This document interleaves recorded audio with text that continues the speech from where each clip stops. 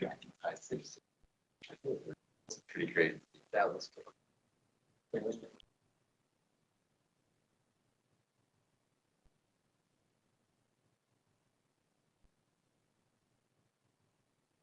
I have no reason to doubt it.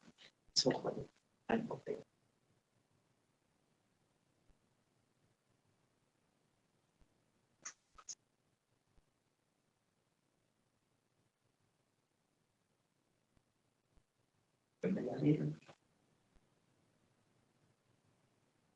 Showing you. Yeah. They're talking about this offense. That great. Yeah. This.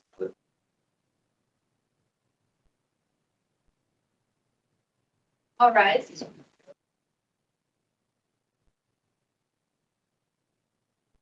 Please be seated.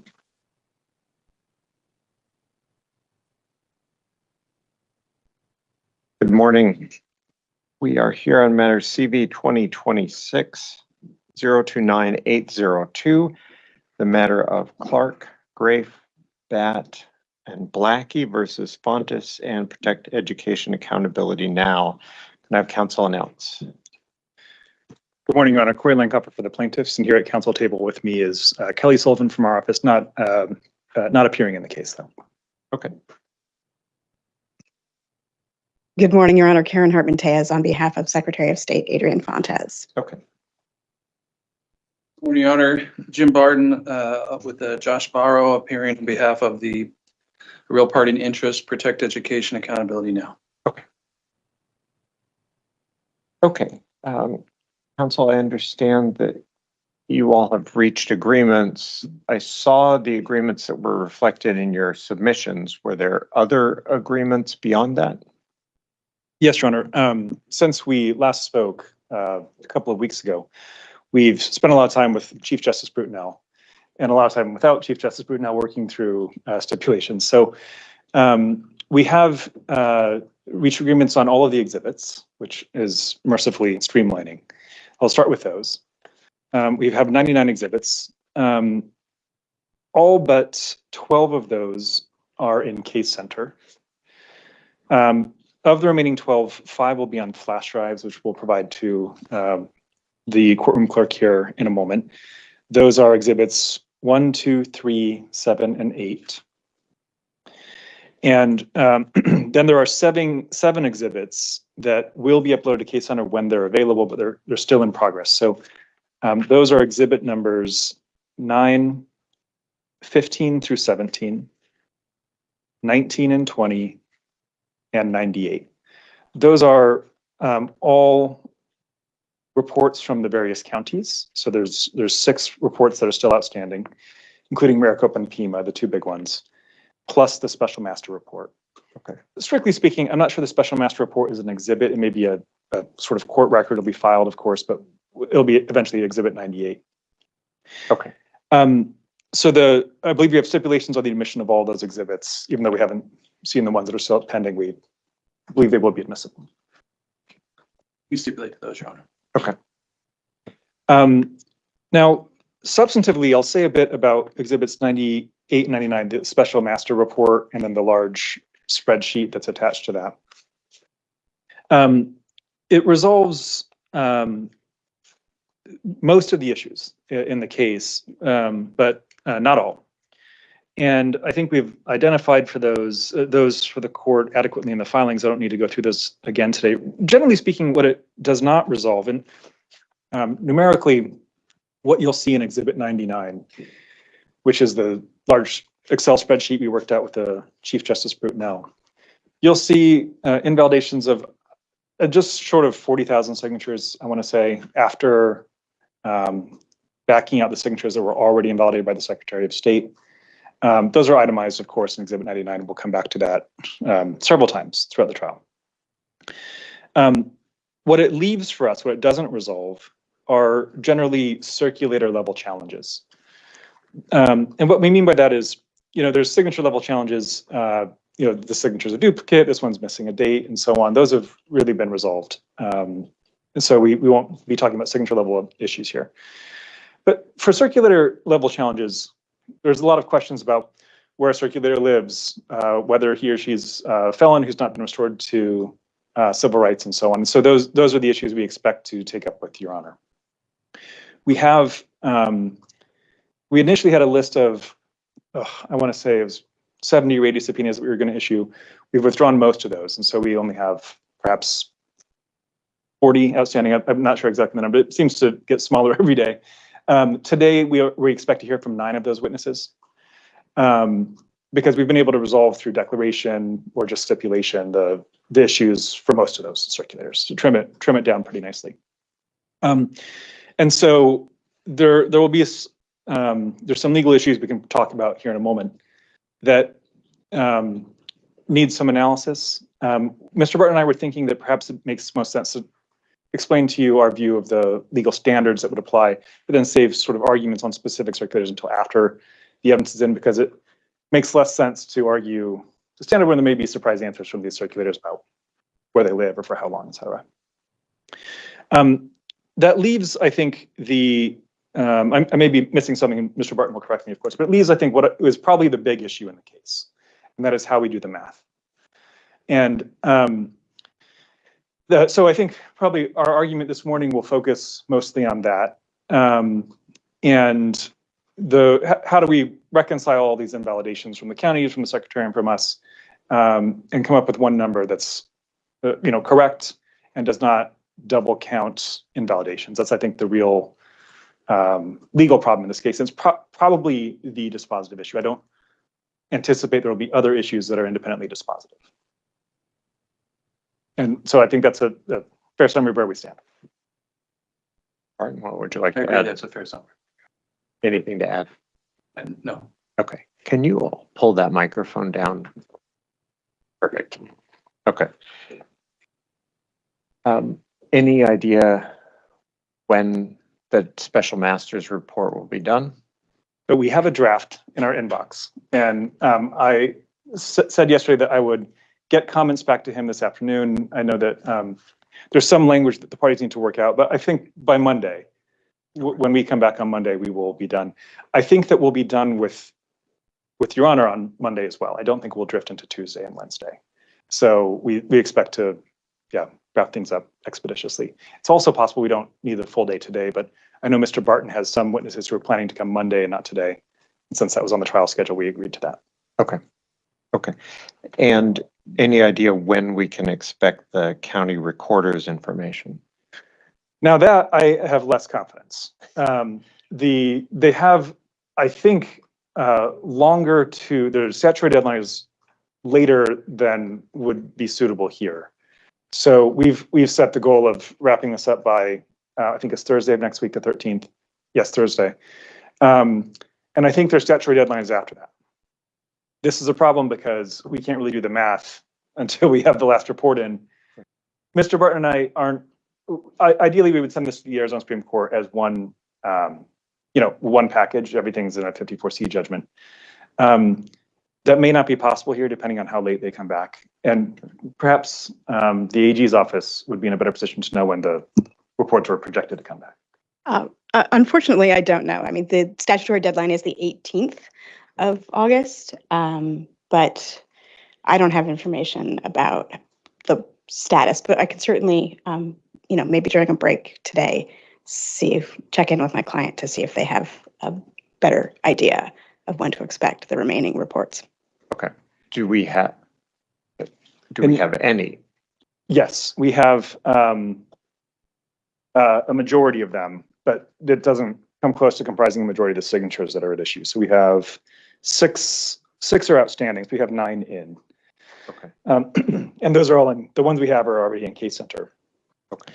In our view, the issue that's likely dispositive in the case, like how we do the math problem, will be sufficiently teed up. We will not disagree on what I think the material facts are. Of course, we're assuming what these reports will come back with, but we will both have educated guesses on that.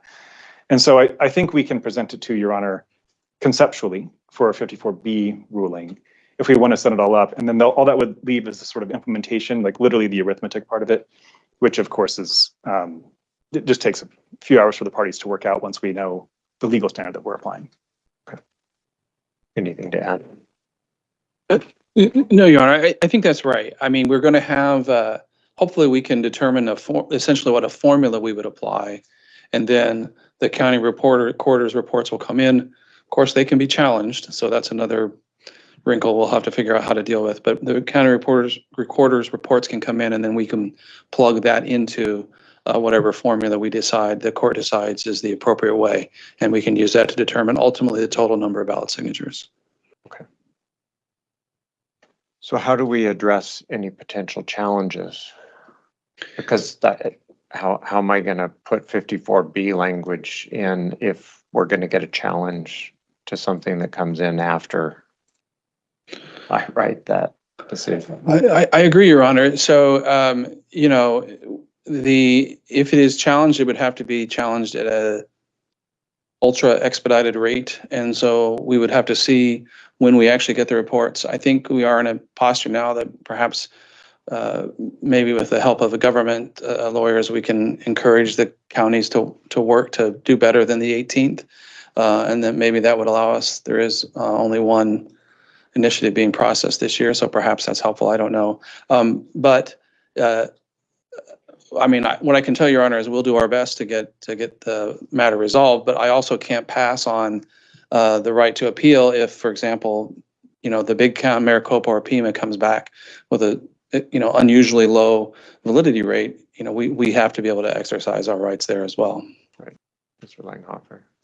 I think I am less worried about what the individual rates are from the counties because, I mean, they're going to be between 70 and 80%, right? It's going to be somewhere in there. If it comes back at 70, Mr. Barton may sue and try to get up to 80. If it comes back at 80, I might sue, try to get down to 70, but it's going to be in that range. Either way, the issue that will probably decide the case is there's, I don't want to get ahead of myself, just so you appreciate conceptually what we're dealing with here. There's about 30,000 duplicates that have been proven before Justice Brutinel. The county reports will come back and indicate perhaps 1,000 duplicates total. There are reasons for that, which I'll walk you through when the time comes. And so the question is which of those numbers do we rely on? And whether the validity rate is 70% or 80% in the county reports, I think won't matter. So if Your Honor says, okay, we're going to use, you know, a given method for the duplicates, and we're still not sure whether we're applying a 70 or 80% validity rate from the county reports, it won't matter because we would just take up the decision on how to apply the duplicate number. And then when the county report number is finalized, we'll just, you know, multiply by that percentage. But I don't think that percentage will be what drives it, but really will be the question of what do we do about duplicates in particular? So that I think would be a tidy 54B issue to take up, and we could work out the rest between ourselves. I agree. I mean, I agree that certainly it's possible that there's a world where the specific percentage, if we assume within reasonableness of where they've been in the past, it doesn't matter. And that of course would maybe even alleviate the need to challenge the determination. So there are circumstances where that is not a problem. So. Okay. And how do you all intend to proceed this morning? Are you preparing opening statements? Are we going directly to witnesses? So we have some witnesses lined up, about 9. They're not expecting to testify until 11. Okay. So I think we'll start by talking to Your Honor about the legal issues, the standards, and probably focusing most of our time on the math question. Okay. Any other preliminary issues we need to address? I don't believe so. Ms. Hartman? No, Your Honor. Okay. Okay. Mr. Langhofer? All right. Thank you, Your Honor. So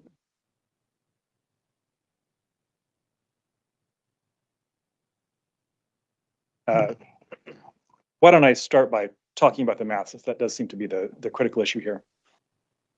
As you'll see in the Exhibit 99, which is the sort of voluminous summary of everything before Chief Justice Brutinel, it's about 29,500. We could just call it 30,000 duplicates in the petition. That's inevitable. The duplicates are inevitable. It's not a showing of bad faith at all. It just happens. And large numbers of people in the field, of course, collect duplicate signatures. And I think that what I expect to see back from the county reports is a number that's about 5% of that number. And that's obviously perplexing initially. People wonder how could these numbers be so different? The reason for that is this: if the counties only review a 5% sample of the signatures, most counties will also only look at the signatures that are within that 5%. So if someone signs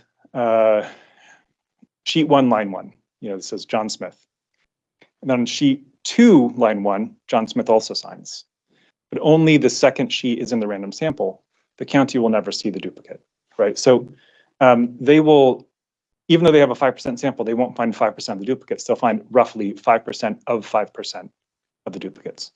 And so in every case where you have a sort of systematic review of all the signatures, you find the number that's provable in court is far larger than the number that you would get from the counties. And so this is the problem. Like what we established before Brutinel and what we'll get from the counties is very different. So the way that we believe this should be handled is that we will take the duplicates that we have proven, 30,000, let's say. I'll flag for Your Honor, that number has a little bit of movement in it still, because in the example I gave, John Smith signed on sheet 1, line 1, and sheet 2, line 1. It's a duplicate. The second one in time should be invalidated. But if sheet 1 is invalidated for some reason, let's say the circulator didn't check the right boxes and so on, it goes away. And now sheet 2, line 1 is no longer a duplicate, right? So we need to clean that up at the very end.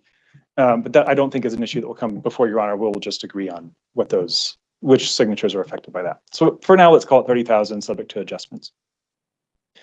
Our view is this, and this was litigated. I think we've got a decision squarely on this point in Musey versus Hobbs from 2 cycles ago from the Arizona Supreme Court. It's a long and technical opinion, which you'll become familiar with momentarily if you're not already. We would take the 30,000 number to start with. We would then back out of that, the ones that we've proven, the duplicates that are found by the counties. So let's say they find a number that scales to 1,000 overall. We would back out from our 30,000, the 1,000 the county found. So it leaves only 29,000. And then we would apply the county's validity rate to the signatures that remain.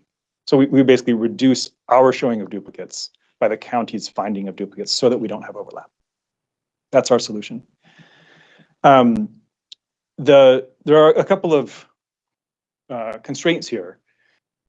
We had initially, 4 years ago when this issue came up in the free and fair or Musey versus Hobbs litigation, we had proposed just ignoring the duplicates that were found by the counties. I think that's methodologically somewhat easier, right? Just apply the larger number and ignore the smaller one. The Supreme Court doesn't like that. They say that the validity rate that's found by the counties is the validity rate that you must apply. So the adjustments we make need to be upstream of the validity rate. It can't be to the validity rate itself. That's why we would start with 30,000, subtract 1,000, and then apply the sort of fixed, I think, validity rate that we get from the counties. There may be more nuances to this issue that I think of, and I'll say in response or reply to Mr. Barton, but I think that's the sort of the gist of our theory on that. Would Your Honor like to hear argument on issue by issue, or should I just sort of run through the catalog of issues that I think will be presented to you over the course of the next couple of days? Issue by issue, I think, would help organize things. So I was hoping you would say that. I think it's been better in other cases. Okay, Mr. Barton.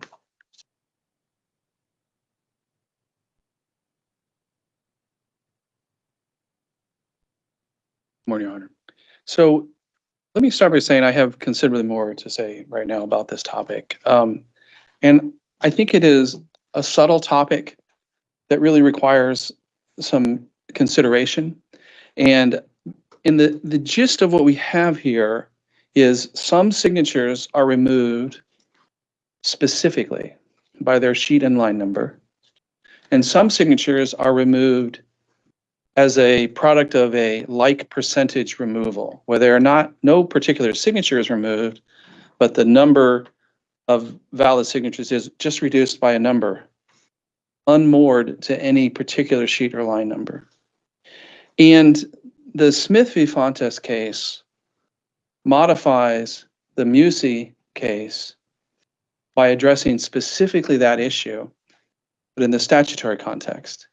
And so I'd like to walk through what the statute does and then how Smith invalidated a part of that statute to explain what our concern is with what's been proposed for the duplicates.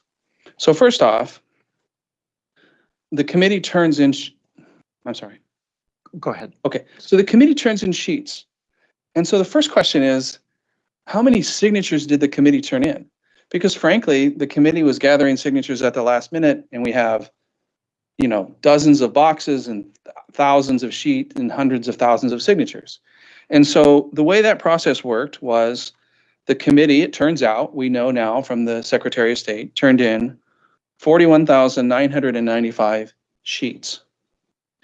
And the secretary looked to see, of those sheets, how many lines are there? Curiously, it's not just times 15, which is what you would expect, but evidently some of the sheets tried to illegitimately sneak in a 16th line, if you will, or something like that. And so they actually came up with 629,937 lines. So this is just the number of lines. But of course, there are a bunch of blank lines and lines where the person is like struck out through the signature. And the secretary then removed those, the blank lines and the lines of a strikeout. And we're left with 416,324,000 signatures. So it is a known fact now that the committee turned in 416,324 signatures. That's the very starting number. So now the secretary begins his review of the process and starts removing signatures. The secretary removes signatures that don't have a title and text, that don't have the correct serial number. These removals come from 121.01. And I won't read them all, but I will point out that it includes things like circulator affidavit deficiencies, deficiencies in the notary. If you look on the back of the petitions, the circulator has to swear that certain things about the sheets, and then it has to be notarized. If there are problems with that, the secretary removes those, et cetera, and so on. And so the secretary removes, essentially, the good way to think of that is like sheet level removals. It removes whole sheets, the secretary does. Then the secretary goes through and removes individual signatures. For example, if a signature is not the same as it's not from the same county as most of the signatures, it's removed. But this is a little curious. If we have a sheet and it has 15 signatures and 12 of them are from Maricopa County, but 3 of them are from Pinal County, those 3 signatures themselves will be removed from the sheet. And that's a processing requirement. The circulator is required to gather all signatures from the same county on the same sheet. And that violation is penalized by removing those individual signatures. There are other things, missing date. I mentioned about the excess. If you try to sneak in a 16th signature, the secretary will remove it, and so on. One of these, by the way, is if the secretary determines that the petition circulator is the one who printed the elector's name and address.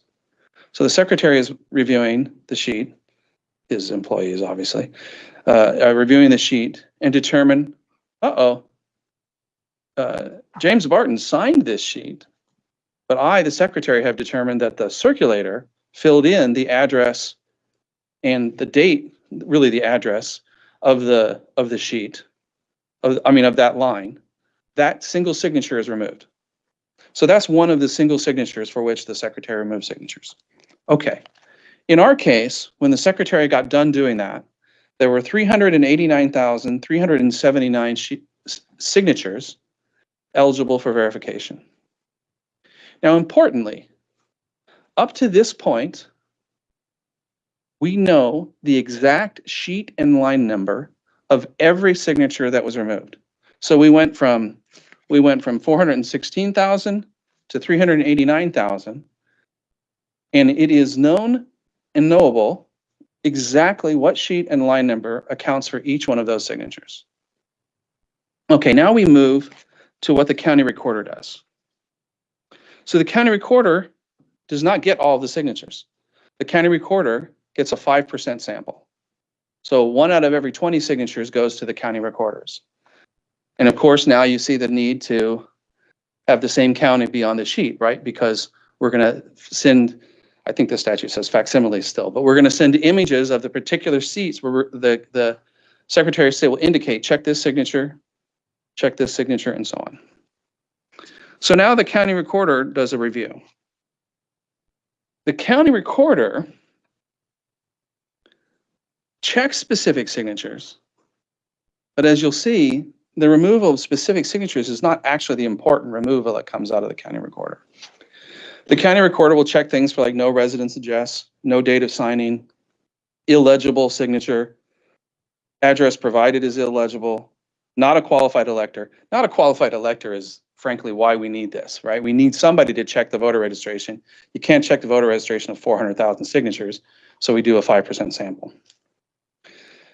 And they check for duplicates. If the petition is signed more than once, all but one otherwise valid signature may be disqualified. That's one of the things that the county recorder checks for. Now, let me pause for a second. You'll notice that the way it works at the petition level, the county recorder will remove all but one otherwise valid signature. That's actually different than on candidate petitions.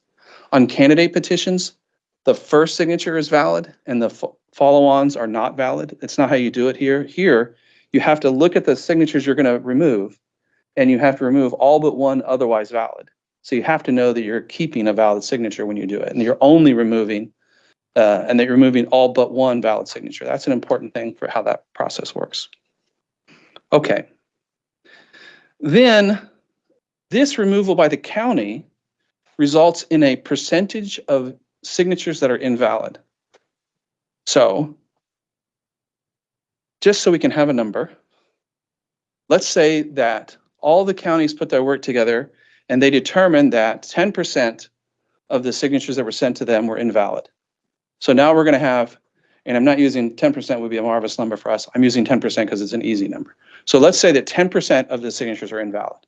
So we have a determination that 10% of the signatures are invalid by the counties, and they got there by going through this 5% sample.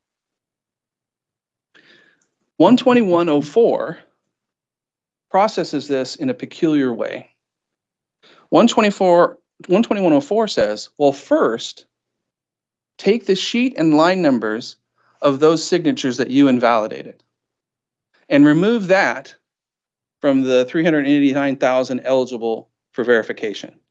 So you reduce the number eligible for verification. It's by a very small amount, right? Because you only got 5% of the samples.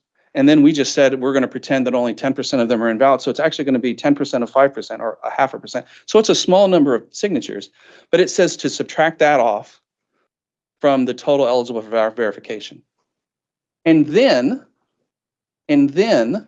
multiply the new number, the total eligible for verification, by the invalidity rate. Okay, so we've got the new number for eligible for verification. We multiply that by the rate that's invalid, and that gives us a number, and then we subtract that number from the new eligible for verification, and that gives us the total number of valid signatures. So, again, if we walk through this with round numbers, let's say this. Let's say the total eligible for verification is 400,000. If 400,000 are eligible for verification, 1 in 20 will go to the county recorders. So 20,000 will go to the county recorders. In our example, the county recorders review these 20,000 and they find 2,000 of them to be invalid, giving us a 10% invalidity rate. The process that the statute requires would say, well, first, take those 2,000 off. So instead of having 400,000 eligible for verification, you'd have 3,000 or 398,000, not 400, 398,000. Then multiply your 10% invalidity rate. So now you're going to subtract 39,800. And then, because I wrote it down ahead of time, I know the answer, you're left with 358,200. So, well, wait a minute. If there's 400,000 eligible for verification and 10% of them are invalid, then you should have 360,000 valid signatures, right? That's just how the straight math works. But the statute double counts those that were found invalid as a part of the county recorder's review. And that's what Smith said, they can't do that. Smith said, you can't apply this double counting because by doing so, instead of having a 15% invalidity rate, you have a 15.3% invalidity rate. That's the language right out of Smith. This is tricky to understand at first because if you were to look at all of the people, all of the individual sheet and line numbers that were invalidated by the county, okay, none of those people by identity are then removed when you imply the like percentage invalidity rate. None of those, you can't find, so let's say that John Doe is removed. The county goes through and finds that John Doe is not registered to vote. So John Doe is one of the 2,000 that the county found to be invalid. So then they go and say, well, John Doe is struck. And then when they apply the 10%, it never says that John Doe is in that 10%, but he is, because the 10% is determined using those facts that included the invalidity of John Doe. So he is double counted, even though you can't find 2 removals of John Doe. So this is what Smith says. The Smith recognizes this math, which is tricky, and says, we're not going to do that. Even when it's in the statute, if it's dispositive. Even when it's in the statute, if it double counts, we're not going to permit it. So I want to pause there because I think it's important to understand the double counting that comes out of that. One by name and then the other by percentage.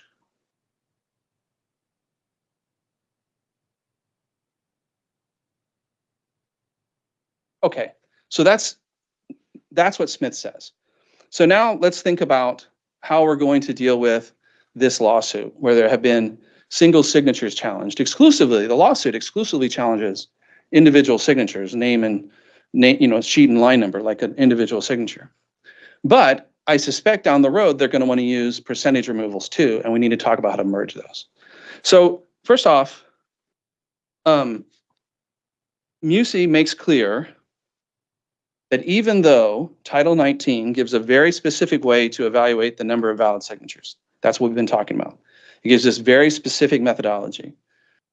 Because 122C permits any citizen to challenge the ballot measure for non-compliance with any requirement of Title 19, it is acceptable for the petitioners, for the plaintiffs to come in and challenge the total number of valid signatures, but by a different method, not the method that's prescribed in 19, but by a different method. So that's pretty settled, that's settled law. But what Smith says is, whatever that method is, it cannot result in double counting. It cannot result in removing the same person twice, even if the person is once removed by name, and then in the second instance is removed by being caught up in a like percentage of invalid signatures. That's what Smith stands for straight, solidly. So let's talk about ways that will work, that are valid. We started with 416,324 signatures that the committee turned in. If the plaintiffs proved 160,375 signatures were invalid, they were bad circulators, they were felons, they were duplicates, didn't fill out the dates. If they proved 160,000 signatures from that 413,000, they did it their own way. They didn't do it the way Title 19 said they had to, or should do, or could do. Musey says that's fine. That's fine. They would win. No double counting there. That's a pretty tall order, and I don't think it's really one that would be used here. Another method would be, let's let the committee take advantage of the work done by the Secretary of State in removing whole sheets under 12101. So let's let the plaintiff. So let's let the plaintiff start at 398,000. So we're going to let them take credit for the work that the Secretary did in determining a lower number that is eligible for verification. Okay. If the plaintiffs then from that point said, okay, we're going to start at 389,000, then they proved 133,000 signatures were invalid, sort of on their own proved that we got under the number, that also would be no duplication. All right, because they would start with the Secretary's number. They would prove an additional 133,000 signatures not removed by the Secretary are invalid. That, including these 30,000 duplicates and other categories, then they would have met their burden without any duplication. Finally, and this is the method that I think the court should apply that is available, you let them start with the 389,000 rather, that the Secretary has applied. You let them challenge any other criteria that the Secretary advances or the Secretary evaluates for to reduce the total number of eligible signatures. So for example, the Secretary of State removes missing notaries. If the Secretary of State finds a notary is missing, he's going to strike that whole sheet. But maybe the Secretary missed some, and the plaintiffs find other examples of where there was no notary, and they get to strike that sheet too. I don't love it because it feels like we're sort of, you know, if anybody, as long as somebody catches it, we're penalized. We only benefit from mistakes if both of them make it. I don't love that, but I think the court allows it. So now we have a situation where they go through and they reduce that eligible for verification based on other sheet and line specific numbers that they can do based on what the Secretary of State does. Okay? Then you allow the plaintiffs to apply the invalidity rate determined by the county recorders. They take that number, they multiply it times the new eligible for verification, and they subtract it. And then that provides the number that's eligible. But what is essential in this is that they not be permitted to use criteria that the county recorder uses in determining the invalidity rate, because the county recorder's determination of the invalidity rate necessarily captures all such criteria. There is another specific problem with duplicates, this 30,000 duplicates that we're talking about, which gets us back to the problem of what the statute says on how you remove duplicates in initiative cases. To remove duplicates, you have to ensure that you are leaving behind one otherwise valid signature if it's possible. I mean, if both the duplicates are on bad sheets, well, nothing you can do about that. But when the remedy for a duplicate is that you leave behind one otherwise valid signature. That is impossible to do after you have applied the county recorder's, well, or before or after that, in conjunction with the county recorder's like percentage. So let's take John Doe, who we talked about before. Let's say John Doe signed the petition twice. And so we go in and we say, well, we're going to take this, we're going to leave behind this signature of John Doe, not that. That assumes that that signature from John Doe that we're leaving behind is otherwise valid. And when you look at the names, we don't see anybody else striking John Doe. So it seems like it's okay. But it's not okay because John Doe could have been among the whole batch of signatures removed when you apply your 10% invalidity number. The whole point of Smith is that we cannot mix and match specific signatures. In Smith, they were talking about the ones where the county recorder has removed a specific signature with the batch that are removed in the invalidity number. In Smith, it was the same invalidity number. That's the same problem here when you deal with duplicates that are by name, but then you try to mix it with duplicates or names that are pulled out on a percentage removal. So because of the remedy of duplicates in general and specifically, but also in general, because you can't mix and match within that criteria, within the recorder's criteria. When we do the final analysis, it's okay. I don't love it, but it's okay to invalidate things where we can check the sheet and line number, things that are criteria that the Secretary of State uses for his removal, because we can make sure there's no duplication. We get a new number, a new eligible validity number, that's fine. Then we use the invalidity number from the county recorders. Okay. I mean, they didn't do the work the county did, whatever, live with it. MUSI says that's okay. And we apply that to the eligible validation, and then we subtract the two. But we cannot go back and do criteria that the county recorder. We could not go back and say, oh, by the way, we found these 100 people are unregistered to vote. Or, oh, by the way, we found these 100 people are federal only voters. Or we found these 100 people are duplicates, because duplicates is checked by the county recorder, so you can't apply both.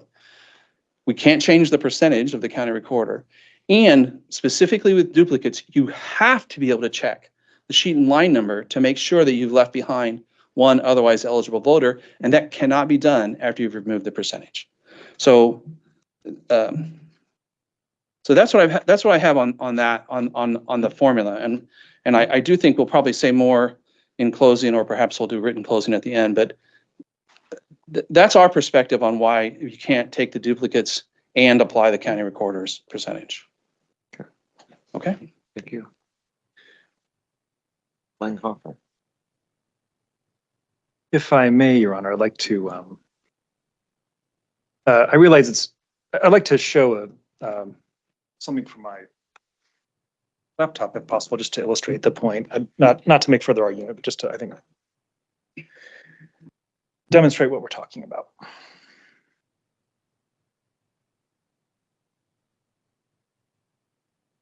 Okay, and can you see? There we go. So this is still somewhat impressionistic because the numbers are moving somewhat, but this is pretty close to what we're looking at here. So this is our read of what MUSI requires. We start with raw signatures. This number is not contested here. Then we take out whatever the Secretary of State invalidated. What the Secretary of State actually gives you is this number here in D4. So they don't give you exactly this number, but you can back it out. So through steps 1 and 2, we're good. There's no issue in this case. Then we get to step 3.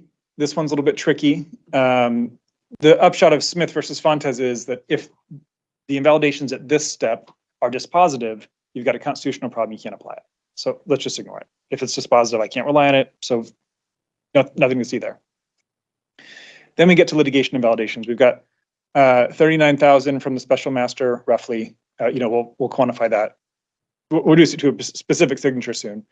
And after trial, I think there's probably going to be another 30,000 we pick up, but obviously we'll just see what happens. Maybe witnesses say the wrong things. So, but that's what we would do. And so far, I think there's no dispute. Here in step 4, I've got estimated numbers, but I think methodologically we agree so far. Now here's where it gets tricky. Well, the step 5 is added by MUSI versus Hobbs.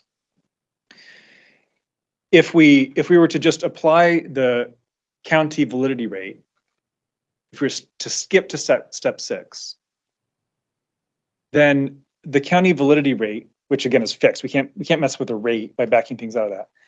Then you'd be taking out duplicates before you get to step 6 and in step 6, because the county, and that's unfair to the committee. No one's arguing that's the right outcome here. So the Supreme Court said that before you get to 6, you need to credit back what the county has invalidated. Here I'm estimating that at 1,000, that could be up or down a little bit, but it makes sure there's no double counting. Then you apply the invalidity rate, and you get the final number, which our projections will be, about 15,000 or so below the minimum. That's where we think this case is headed. And so let's be clear, like what this 30,000 signatures that are duplicates, give or take a couple of adjustments there. the committee has to have those count to get on the ballot. Like, unless you count the duplicate signatures, they won't make it. And so there are these technical arguments, but like fundamentally what we're talking about is, can you sign multiple times? Can you sign 10 times? Can you sign 2 times? And that is the gist of it. And I think we'll say more about this in closing in writing if necessary, but we think that Musi versus Hobbs got it right. You can't sign twice. So, should we move on to another topic? Certainly. Let's talk conceptually about felons. We've got a few of those that we'll be going through today. I think 2 were expected to testify. And this is all objection 4. I guess 4 includes both felons and 2 circulators who've been adjudicated incompetent or incapacitated. So let me talk about those separately. The standard for felons is this. There's 2 statutes, 907 and 908, 907, 908. Actually, has your Honor served on the criminal court? Perhaps this is, I didn't want to bore you with the elementary things. And I actually practiced criminal law, but only in the federal system, so this was kind of new to me. So 907 deals with first-time felons. Okay, so if you're a first-time felon convicted in Arizona state courts, restoration is automatic, as long as you finish your sentence and you pay your victim's restitution. So that's an easy category. One state court conviction, you've finished your sentence and paid your restitution, that should be documented somewhere. Your rights come back, you can circulate. But not everyone's convicted in Arizona state court. If you're convicted in another state court, or in the federal court, what do we do there? So in the federal court, you need to file an application with the Arizona state courts and say, hey, I qualify because I was a first-time felon, I served my sentence, and I paid my victim's restitution. And in this case, the restoration is automatic in the sense that if you file your application, the state doesn't get to respond and slow it down. It should be granted. But you've got to file the application. If you're convicted in another state, there's 2 ways that you could get your rights back. One would be the other state doesn't take your rights. So the conviction, state of conviction determines a loss of rights. If there's no loss of rights there, that's fine. If that state does take your rights away, or it gives them back on a timeline that's too long to be relevant here, sometimes after 5 years or 10 years, you get your rights back. Then you can apply in Arizona state courts, and it would again be automatic, but you would have to apply. So that's first-time felons. That's 13907. 13908 is a different category. This is repeat offenders, repeat felons. Misdemeanors aren't relevant for this part of the analysis. And so the upshot here is that everyone, state court, Arizona state court, non-Arizona state court, or federal court, has to apply, and it's in the discretion of the court. So I don't think we're going to see any witnesses or non-witnesses for that matter who have applied. So I think the question of application is not, I expect the witnesses will say they've not applied. So that should be relatively straightforward. So that's the standard. We'll apply that to individual circulators as we come. While I'm talking about objection 4, though, we've got incapacitated circulators. There's only 2 circulators at issue there. One of them we've stipulated to. His signature is being invalid, and that is Ola Jimmy Alumi. Standard spelling. Let's see, that is OLUJIMIALAMU. So that one's easy. The one we're left with is likely to be a witness today, and her name is Keondia Campbell. Ms. Campbell has not been convicted of a felony, but she has been, in this case, I'll talk about one in particular because I think this is where the evidence is going, and there's only one. She's been found incompetent in 2 criminal cases, one of which was while she was a registered circulator in this, on this project, on this measure. One, I think, was 2022, and the other one was 2.5 months ago or so. So she actually has pending felony charges, but she's not been convicted because of the incompetence issue. She's actually been held incompetent in that case for, I want to say it's been 2 or 3 years. And they're trying to restore her, but haven't gotten there yet. So I think that the argument the committee will make is that that is insufficient to disqualify her from, because she wasn't committed to a guardian, for example. She was just found unable to help her lawyers. Our argument to that, in response to that, is the statute on whether you're eligible to vote is 16-101. And there is an element in there, I want to say it's subpart 6, that says you have to be competent within the meaning of another statute. It's in Title 14. That statute in turn says that you're an incapacitated person if by reason of mental illness, physical defect, et cetera, it lists a series of things, mental condition, if by one of those reasons you are unable to, I'm paraphrasing here, but unable to, responsibly make decisions for yourself. And our view is that the findings from the 2 criminal courts finding her incompetent, one of which very squarely says she cannot aid her counsel in her defense, so she's incompetent. The more recent one just says she continues to be incompetent, but you'll see those in the records that we go through today. So that's what we have on objection 4, Your Honor.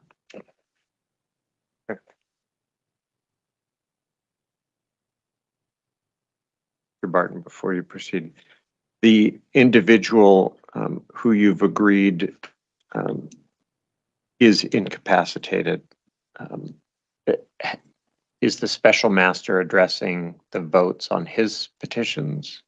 No, Your Honor, although the parties have reviewed the exhibits provided by the plaintiffs, and we agree that the sheet and line numbers that have been identified as being circulated by Mr. Alumi were in fact circulated by him. And so our stipulation that he is incapacitated will directly connect to specific removals that will allow it to be handled here. Okay, and so maybe I phrased my question wrong.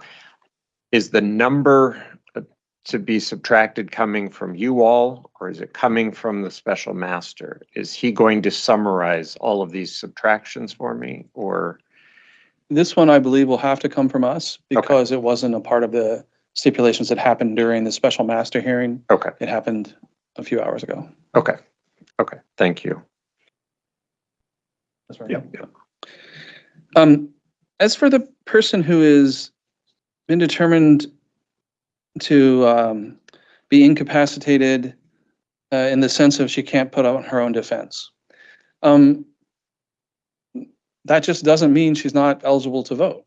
In fact, I believe she's registered to vote. We are going to talk to her today. And, we lose, there are many qualified electors who have supported this initiative who are going to have their signatures removed for technicalities. And I mean, a technicality is just an application of the law. We don't like the application of the law. I understand that. But my point being is, if we're going to strike, 1,000 signatures because the circulator put, something wrong with their registration.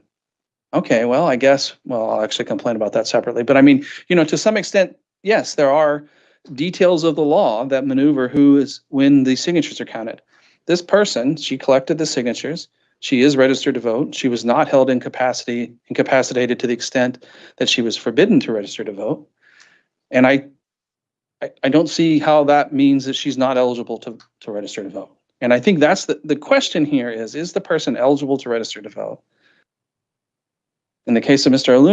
Alumu, his, took us a minute to find the papers, but when we found the declaration, it said explicitly that he was not eligible to register to vote. Okay, he's not eligible. He should not have circulated signatures. But for the person who was incapacitated for other reasons, incapacitated in the sense that she couldn't provide her own legal defense, but is registered to vote, there's nothing that says she can't register to vote. And so that's the long and short of our argument on that. On the single felony convictions, where the individual needs to file paperwork to have their voting rights restored. the requirement, again, the petition is to be eligible to be registered to vote, except for residency.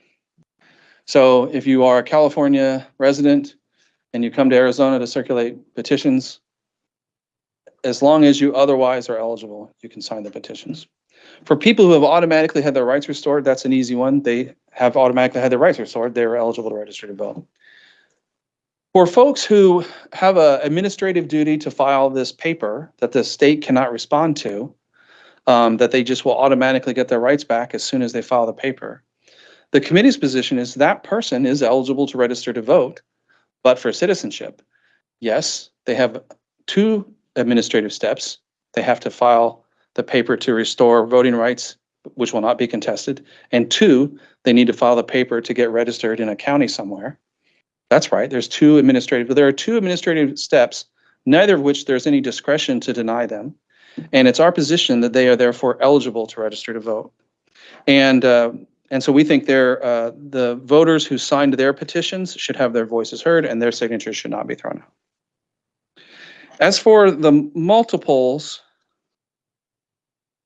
I think we're working on that. You know, it's a back and forth, but we will have to concede that if someone is guilty of multiple felonies and they have not had their rights restored, then that person is not eligible to circulate.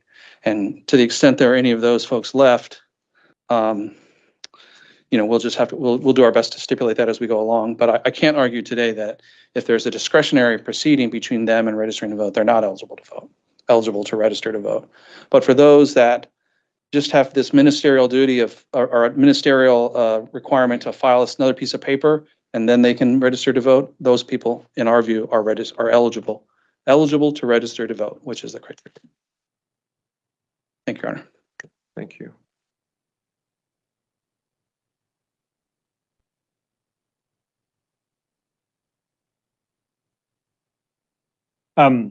To chime in on Your Honor's question about the number of signatures at play for a given circulator, I think if you issue rulings based on the name of the circulator, then we have ways within the spreadsheet of quickly determining what that number is, because sometimes they overlap the invalidations. So if Your Honor issues rulings as to circulators, then the quantitative effect of that will work out between ourselves. Okay.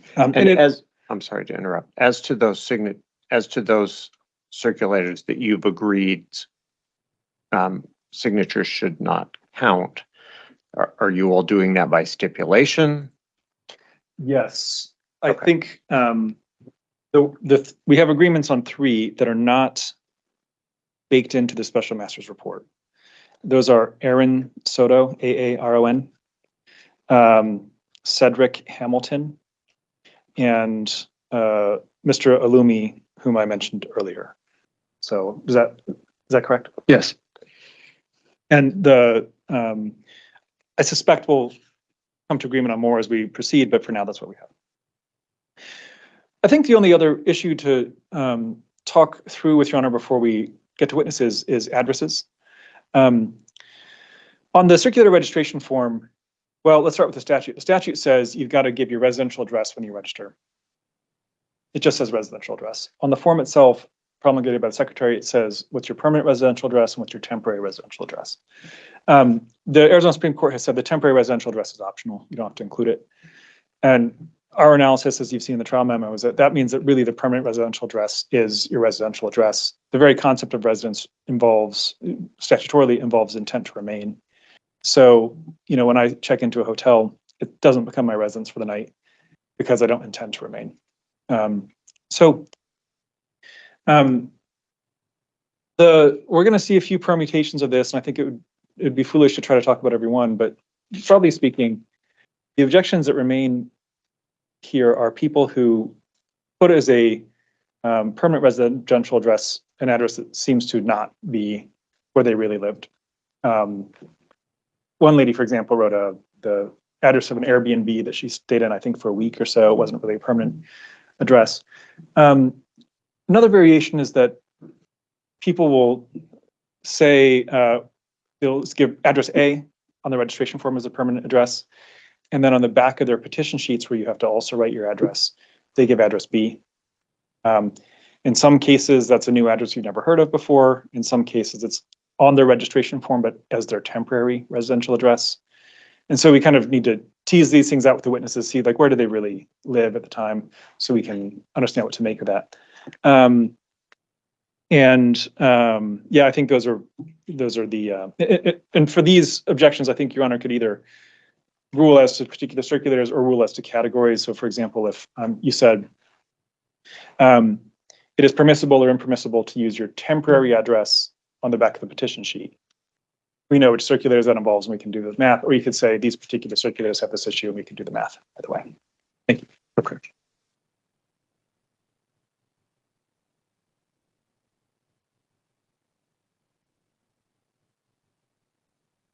The requirements of Title 19 currently are both have to be complied. They have to use strict compliance and strict construction.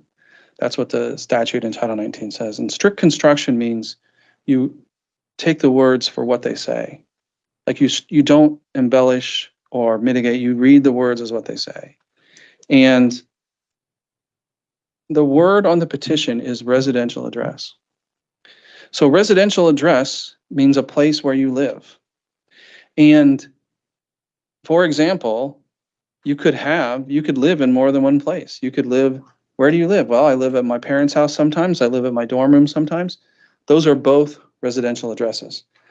But first off, there's nothing that requires the address on the petition to match the address on the registration. It's just, there's no requirement for that. Nobody checks for that. It's not required.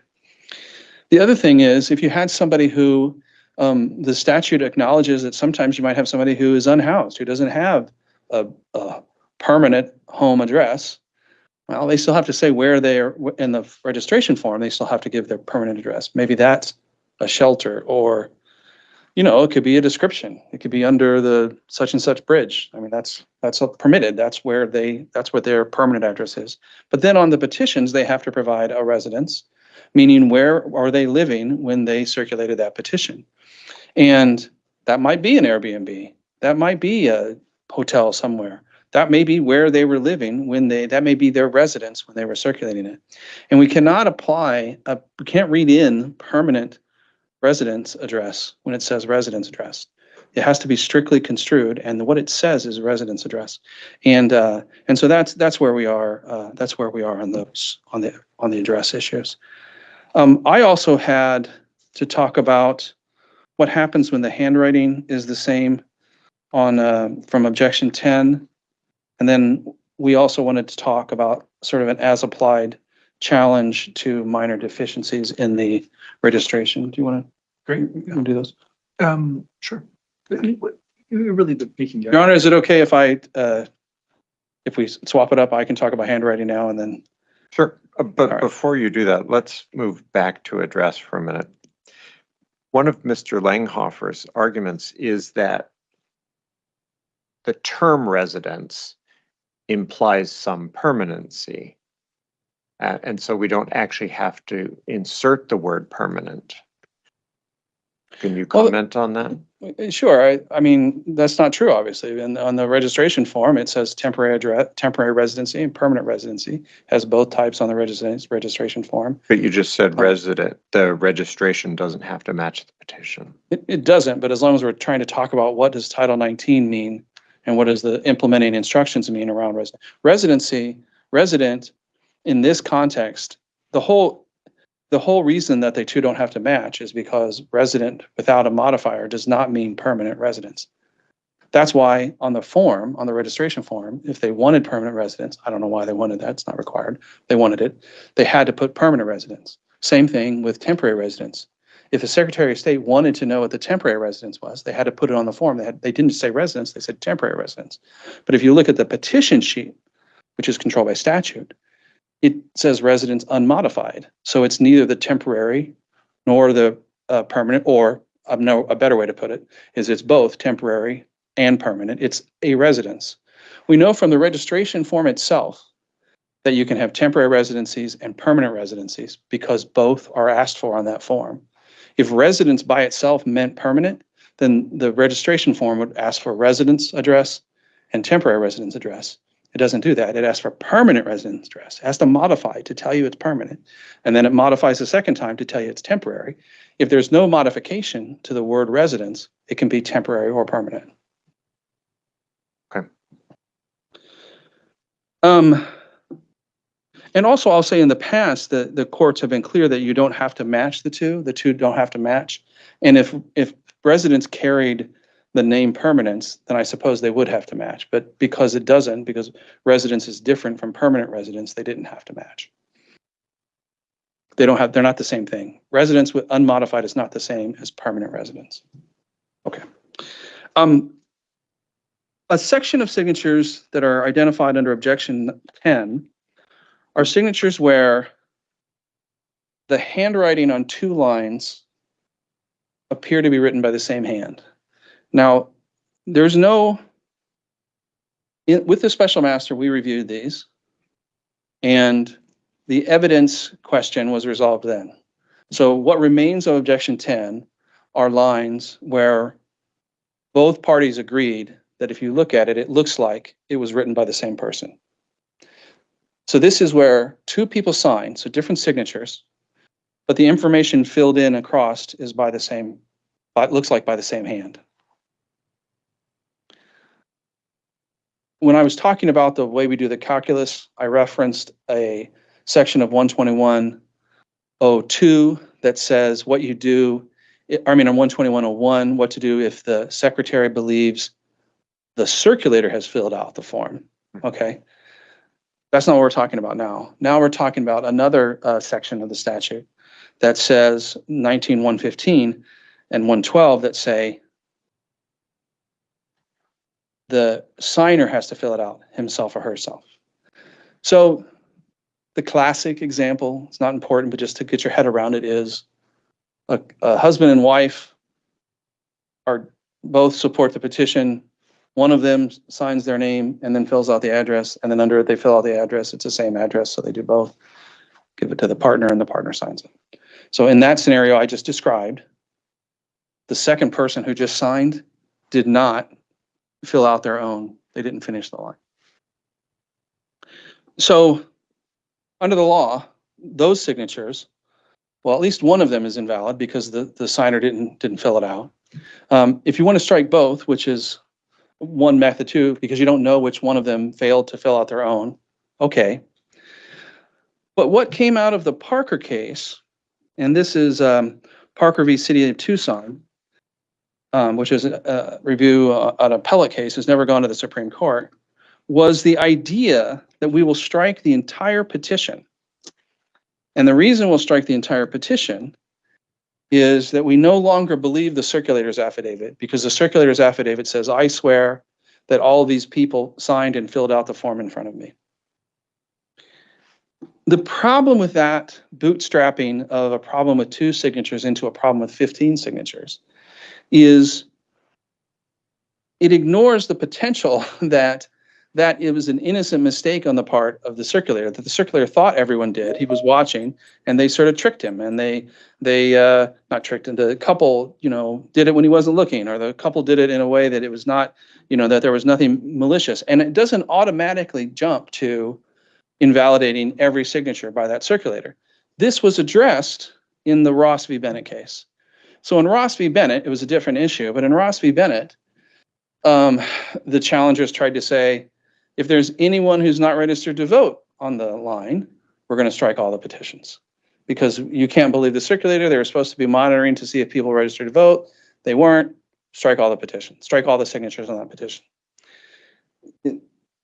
That is not the kind of fraud that Brousseau talks about. Brousseau v. Fitzgerald is an older case where people who were, for example, underage were circulating, and people who were not qualified to circulate were circulating. The supporters, I think that might have been a candidate case, but anyway, the supporters came back and said, well, hey, they didn't register, they didn't get any signatures from unregistered voters, or, who cares if the people circulating were not really able to? And the court said, no, we care. You can't have ineligible people circulating, and so we're going to throw it out if it's, and they talked about language like it being a fraud. Bennett made it clear, if somebody signs your petition that really shouldn't have signed your petition, that doesn't mean the circulator is engaged in fraud. yes, strike the signature. In this case, under 112 and 115, yes, strike the signature, but it is wrong to apply that, to assume from that mistake that that circulator was engaged in a fraud, that all the signatures on that sheet should be struck. The question is this court constrained by Parker? And I will say, the reason that the court could feel unconstrained by Parker is Parker made a specific finding that on the face of the petition, the court could tell that the circulator was engaged in a fraud. I don't know how you could tell that by looking at the petition, but that is a finding in Parker. If the court agrees with us that there wasn't a real fraud demonstrated and the only appropriate remedy is to strike the individual signatures and not to strike the whole page, but feels restrained by Parker, I would ask that the court write that in any finding or conclusion of law that you feel bound by Parker, because I think it's a really bad precedent, and the Supreme Court has not had a chance to review it. So that's where we are. Basically, we all agree you can't have somebody else fill out the name and date, or the name, the printed name and the address. That can't be filled out by a different person, but the remedy is to strike the signatures, not the whole sheet.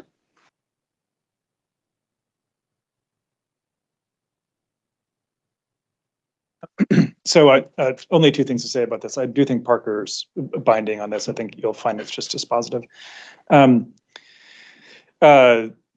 Because they signed the declaration on the back. It had information they would have known was false, and so the sheet, but not everything for the circulator, but everything for that sheet is invalid. The second thing I'll say about it is it probably doesn't matter in this case. I think we're dealing with fewer than 250 signatures. It's unlikely to be what puts someone over the top or under the top. And so I think it won't be ultimately material in the case.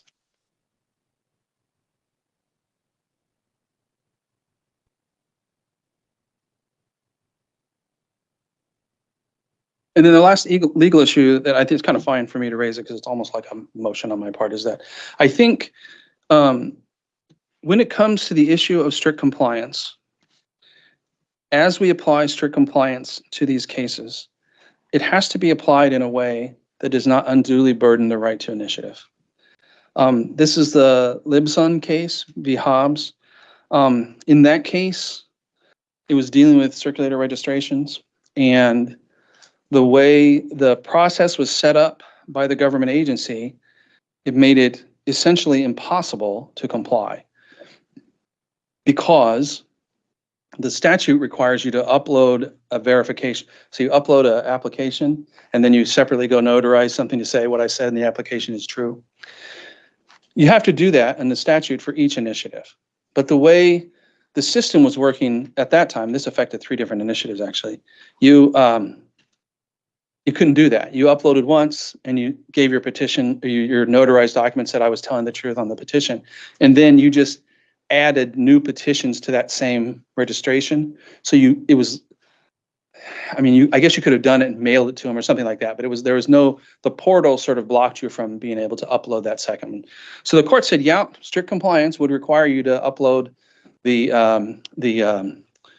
validation every time, but the notarized certificate every time, but the secretary's system is so difficult, nearly impossible, that we're not going to apply that. We're not going to apply strict compliance in that way as to invalidate all these initiative measures because of that. So that is a standard that we get from Libson. Now the way I think it applies in this case is we have a number of challenges to the circulator's registration that is based on very small errors. I'm going to name 3 specific errors. What I will say is, I'm realizing as we were talking about signature numbers, we have not proposed the signatures that go along if the court was to rule on this, but nonetheless, we will in future provide the names of who would be impacted, the circulators who would be registered. We have a circulator who listed the committee address as being without the suite number. So 6625 South Rural Road, Tempe, Arizona, 85283, and not 6625 South Row Road, Suite 111. So that's a person. We have another person who's registered that put Suite 11, left off the last one, so close. So, but that one is challenges not being adequate. And then we have a couple of circulators who, and I think we have affidavits for this, who they provided their phone number, but they transposed a number. So there was or they made some small error in their phone number. They wrote 620 instead of 602 for the area code or something like that. When we're applying strict compliance to these, to this statute, and by the way, for what it's worth, the court has never squarely held that it's okay to apply strict compliance, that the legislature has the right to do it. I would say it's sort of implicitly been applied at this point because they've had chances to overrule and they haven't, but they haven't squarely ruled, just for the court's information. But to apply it in this case where we're going to remove signatures, now recognize, this circulator, let's say they gathered 500 signatures from qualified electors. And let's say they did it right. They put them on the right sheet. So they're all on Maricopa County sheets, the Maricopa signers, and they're all on Pinal County sheets. And they made sure that everybody filled it out right and nobody filled out for anybody else. And they did all the things. And when they took it in, they got notarized and it was notarized properly. But because this circulator wrote Suite 11 instead of Suite 111, all those voters are disenfranchised. Not disenfranchised, but their voice in support of the initiative is quashed because of this really technical error. And I think it transcends sort of acceptable application of strict compliance because it becomes an undue burden on the right of initiative. All of these problems with the registration are remedied because the legislature has also changed the law to compel the committee to take responsibility for accepting service. So if you want to serve a circulator, you don't have to figure out what suite they're in. You can just go online and that's what happens. And that it's the committee's address. It is a functionless exercise to say, where can you be served? By the way, the law says the answer you have to write and where you can be served is the committee address. So they have it, 1,000 times for every one of these registrations. And it doesn't really matter what that says anyway, because you serve the committee itself, and you certainly know where the committee is located. And so if this was substantial compliance, for sure, we wouldn't even be talking about it. But I think even in the terms of strict compliance, it's an undue burden on the right of initiative to apply it in such a peculiar manner that we're taking care of leaving off a suite number, leaving off the last digit of the suite number, and then minor mistakes in the phone number. I think the court should not invalidate those registrations and should say, I can't apply strict compliance in that way.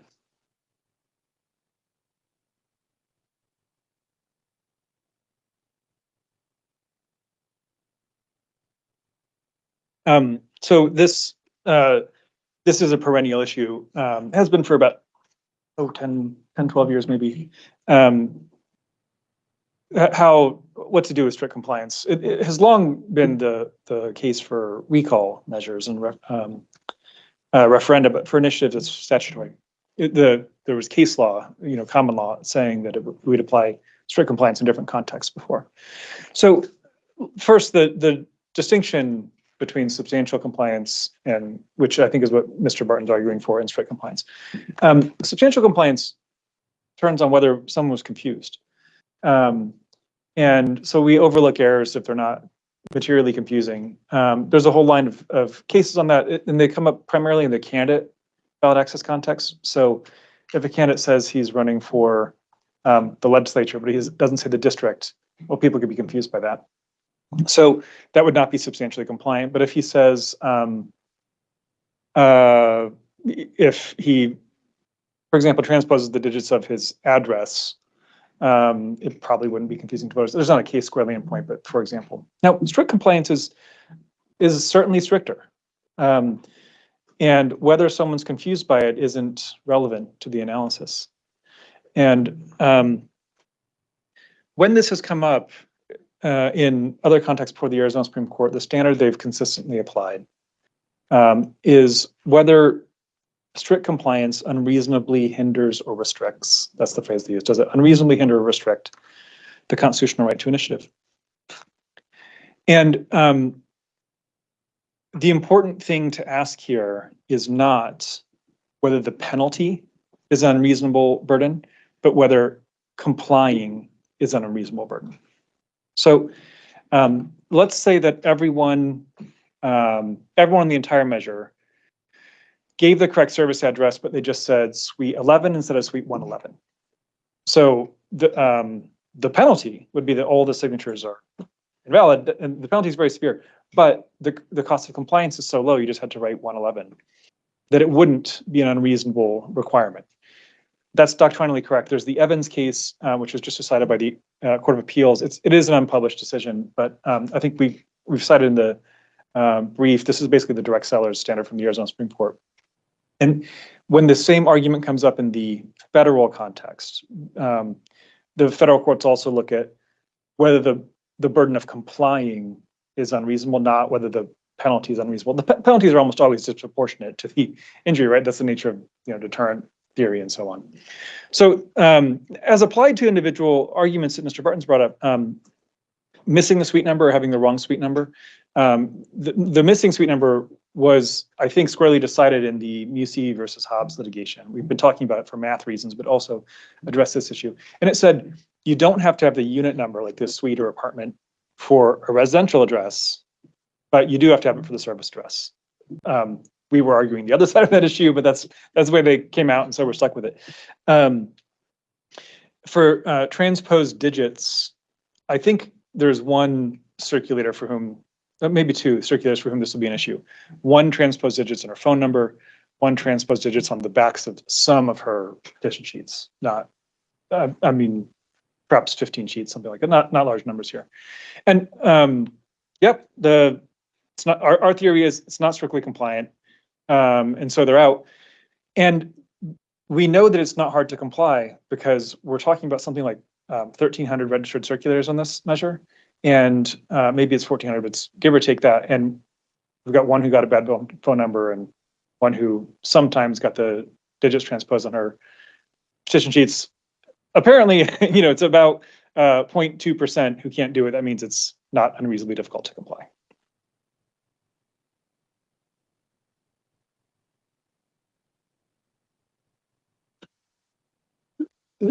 That's all we have on the legal issues, Your Honor, and I think it's, we asked folks to log in at 11, but I don't know, we don't have access, we can't tell who's in the waiting room, so I don't know if there's anyone in the waiting room yet. No, okay, so I would expect the witnesses to log in at 11, just.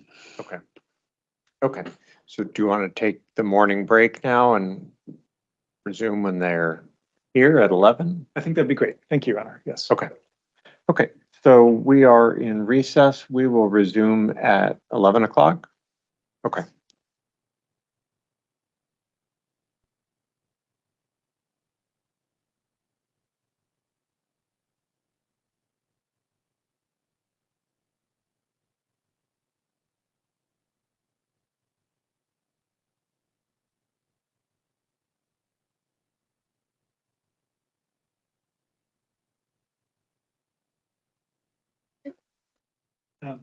Well, it took a little.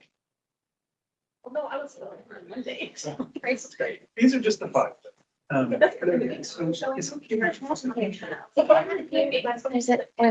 do have to name. Well, I'm a woman of third age. That's Navy Expeditionary Medal. That's for secret missions. So it's like that when people walk a pig and they say, why do you have the pig? And you're like, I wish I had somebody, I thought somebody doesn't talk about this pig. Like I put a medal on, and if you ask me before, I can't tell you. What was that? Yeah, so I Well, that's like really told you.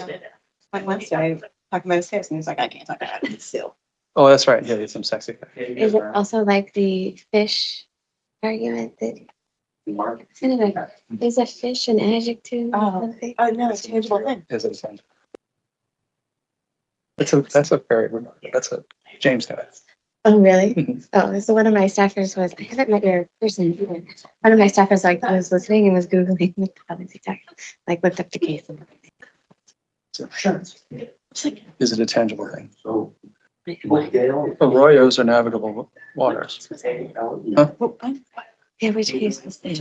Corey, where does the tangible thing, Not, where does it sufficient? not its original, Where's that? purpose, like, what Yeah, it's case from were the US we Supreme talking Court, Sarbanes-Oxley. It's a What Sarbanes. did you Yeah. raise? Right, Which but case? when did you? Yeah. It was in, 2048. Kramer. Yep. Oh, was it? No. It was the one we lost with Judge Coma, who was just like, you Oh. can give it a shot, 2040. counselor, you're gonna lose. Yeah, the union one. Yeah. The union one, yeah. And I was like, yeah, well, I talked myself into it. They said, it was like, all right. And Mark, M-A-R-K, yeah, R-U-S-I-A-K. Thank you so much. It's fine, but these are. Oh, That was we're a. broadcasting. So. That was Yeah. that 2048? I was there. Well, James got it. He understood the tangible. It is efficient. But he's doing lots of, he wants to be an antitrust lawyer. And so he's doing, I'm sorry. he's doing business. I wanted to be a test. He's a left-wing extremist like me, but I think he doesn't like, he has too high an empathy score. So I think like, he's gone on a couple of these eviction defenses and he's like, oh, that, Yeah. on like the end of the He case. wants to be person involved in cases Yeah. getting where, evicted. Yeah. where all the humans on Like it their hurts side too much. are Yeah. not understanding.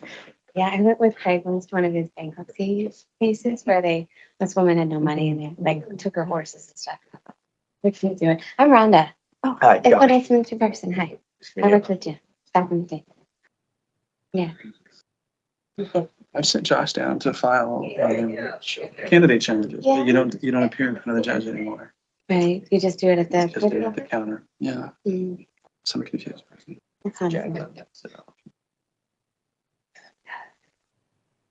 Same thing you were telling me.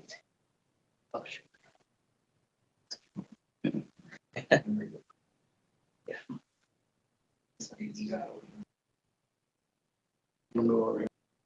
That's where. Oh, can you hear it? Yeah. Oh. You know, you're.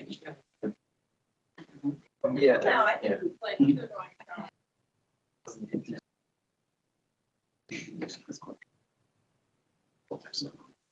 He's 18.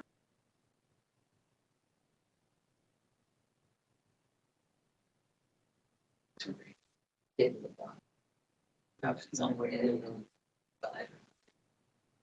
you know how the other argument? I was reading yesterday. That's the question.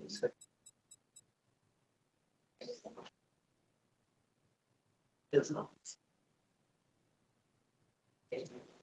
Yeah.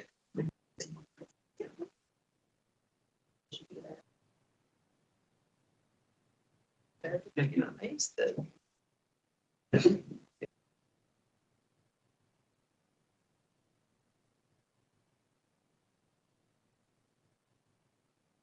He's got enough. Yeah. Okay, yeah. I just said here. This stretch for you.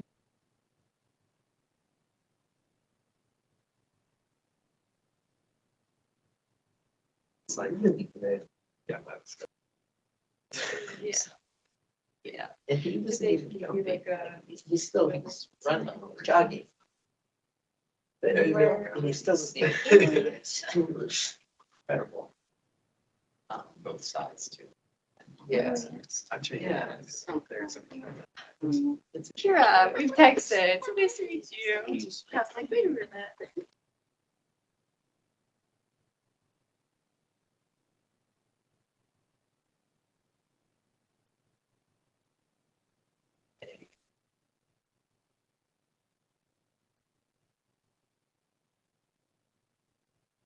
I know.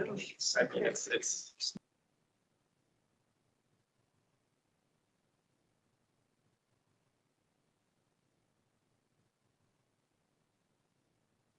Yeah.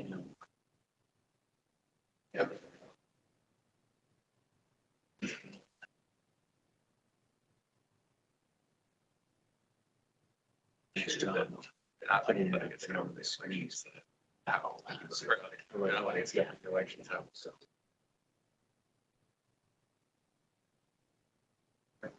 Bernie.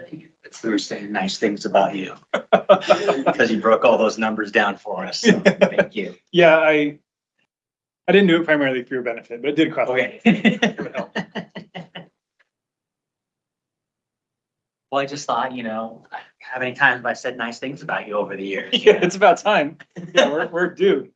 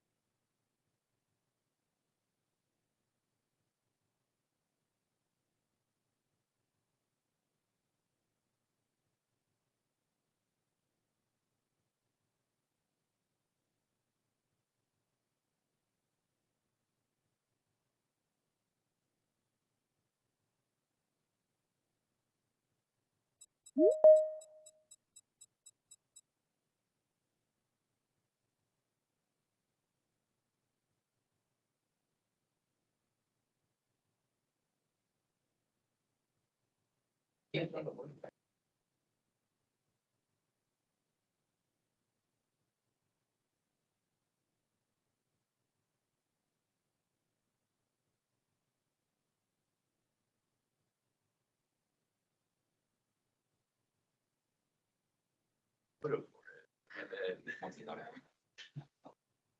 it in a system.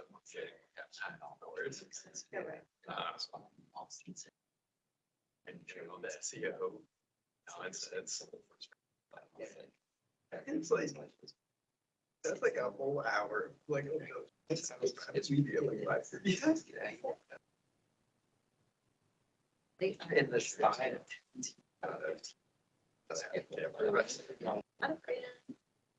No, I never said I would do it too, but I'm getting mixed up with the playmaker profile last year.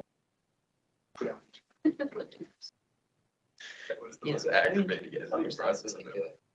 That way, good. Like some parts just like styles, like this is bad, you butchered my press a little bit.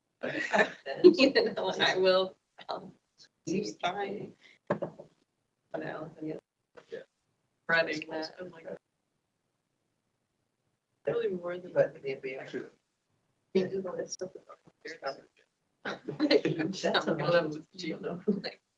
This is a few more bones. They try. I appreciate that they try harder. That's so they are. Yeah. You do the story. But I used to know everything, like, I used to know like every You know her. You can just rattle off.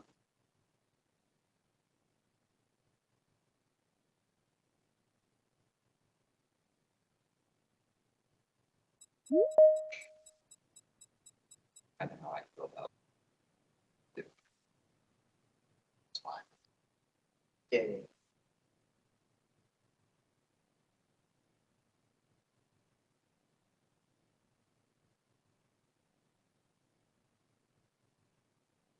I don't know.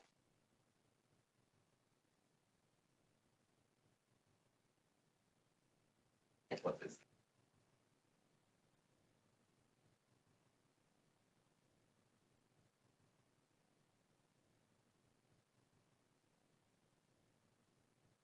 But he's in college.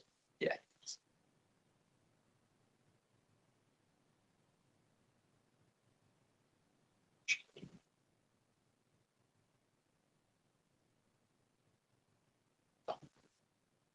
I got it. Especially. He's supposed. I like really.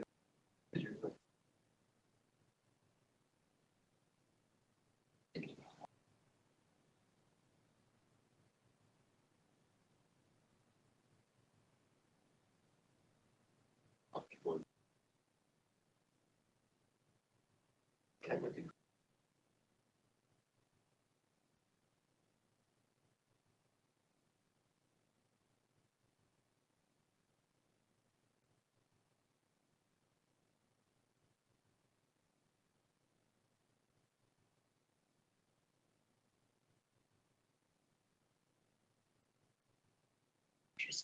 Yeah.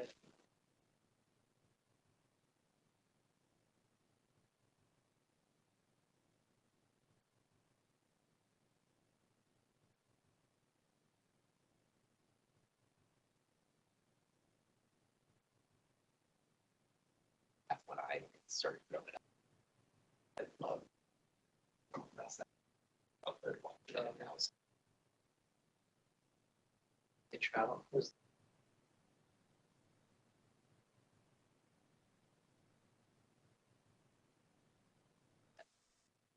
You know, it's funny though, I looked this up, but I was. First place. But I was like, maybe not. It was curious, so. I was like, yes.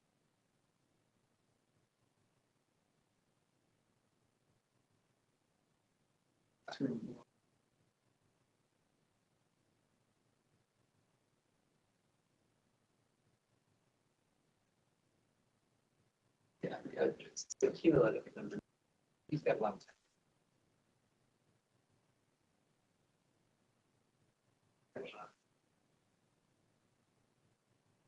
So there's.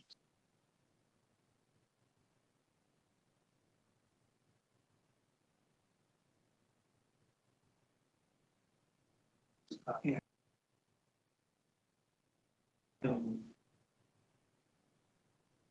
And he is the best.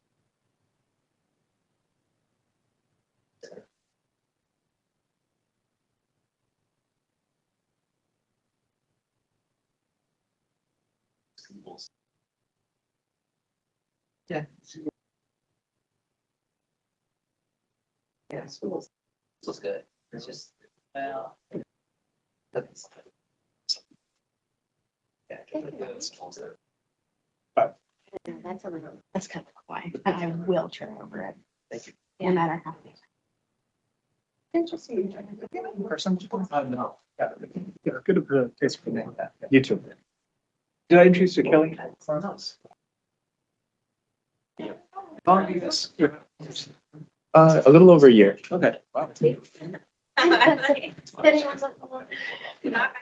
the way, I was disappointed yesterday when Joel. Santa's. Santa's always used insurance. Come on, why are we doing another year? You're running up fees, which you might have to pay. I don't know what to think of that. I need to say the practical reality is they're impecunious, our clients. So maybe the district pays the whole explanation.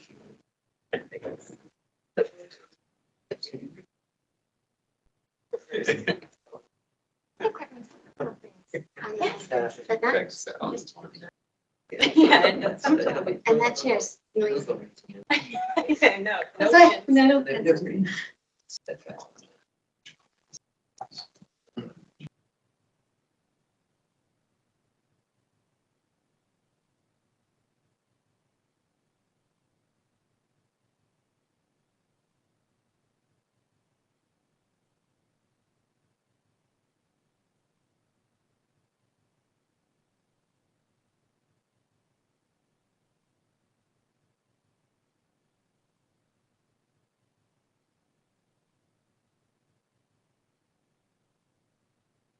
We got the phone, you know. Yeah. Yeah.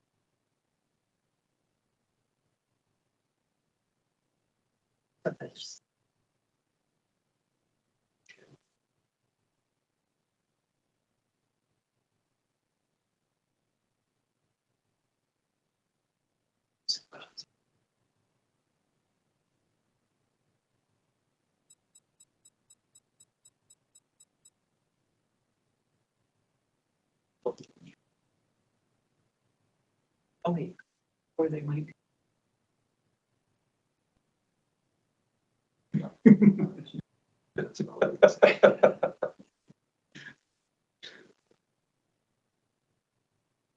Either or.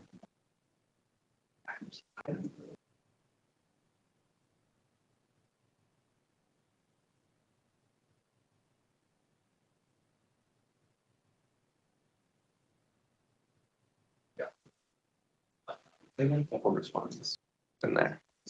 So. Pedro and Cetus is right now. And Mark. Yeah.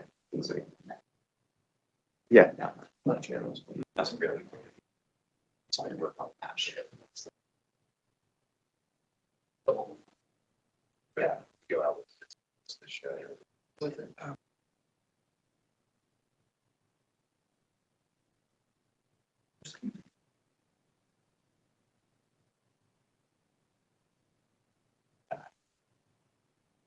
I'm live.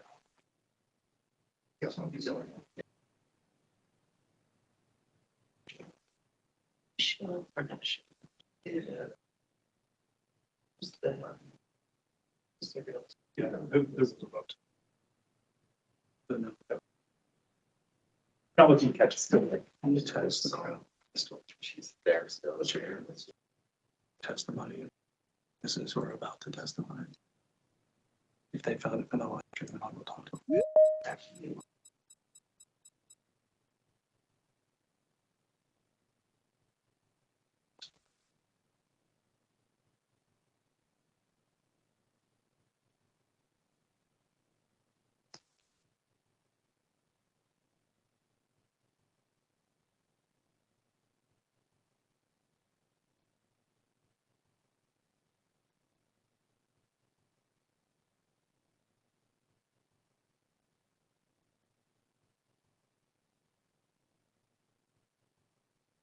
Just so you know, I don't have Brody and Octavia on the waiting room. yet. Everyone else? Everyone else is in. Okay, thank you.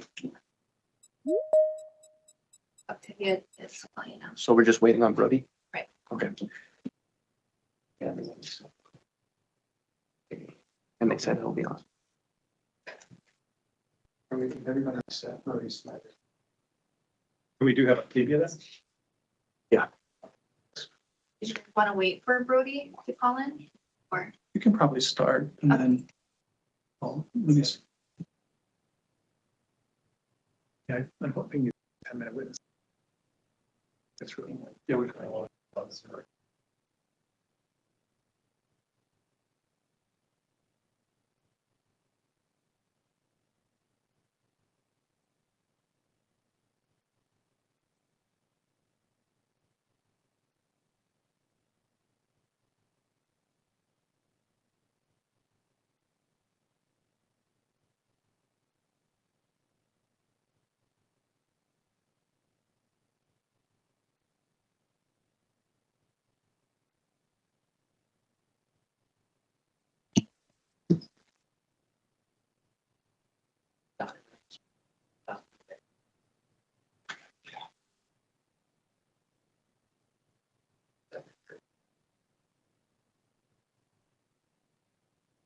All rise. Please be seated.